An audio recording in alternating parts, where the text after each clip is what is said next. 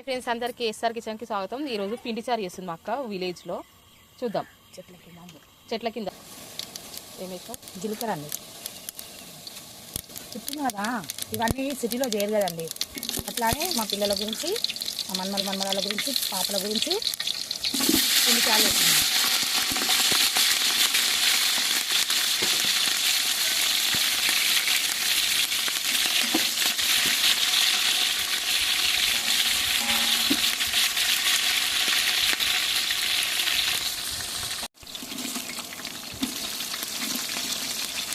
కొత్తిమీరపకాయ వేసుకోవాలి, కలుపుకోవాలి.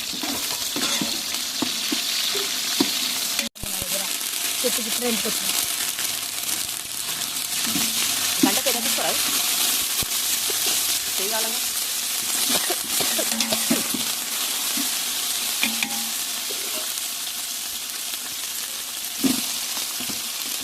నెక్స్ట్ దోసకాయ ముక్కలు అండి. 2 టమాటా ముక్కలు కూడా వేసుకుంటే కలర్ఫుల్గా అనిపిస్తుంది.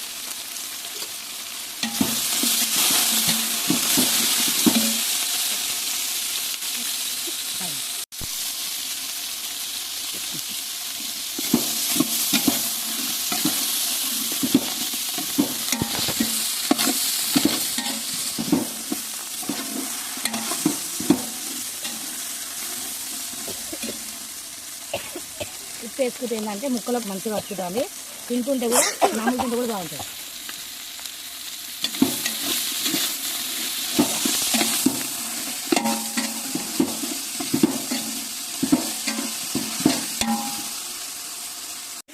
డబ్బాలు కావాలి. అక్కడ గుట్ట అండి, అక్కడికి వచ్చినాం మేము. నరసింహస్వామి గుట్ట అది. ఈరోజు రేపు బోనాలు మా ఊర్లో, అందుకని ఈ గుట్ట దగ్గరకు వచ్చి మేము ఈరోజు వంట చేసుకొని, ఇదంతా మా పొలం. ఇక్కడ ఇంకా చిలక ఇది ఇంకా వేయలేదు, అదంతా వారి పొలం. ఇది మా బాయ్ అండి.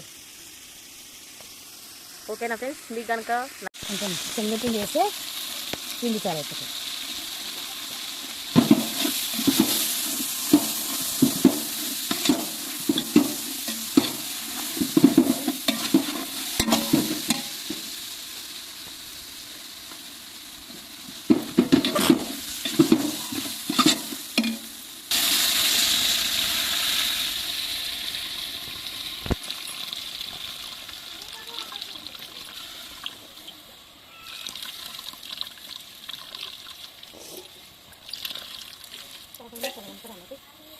ఉంటుందా?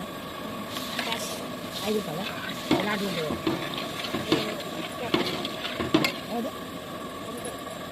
పిండి చారు రెడీ అయిపోయింది. కొత్తిమీర వేసేస్తుంది మా అక్కయ్య.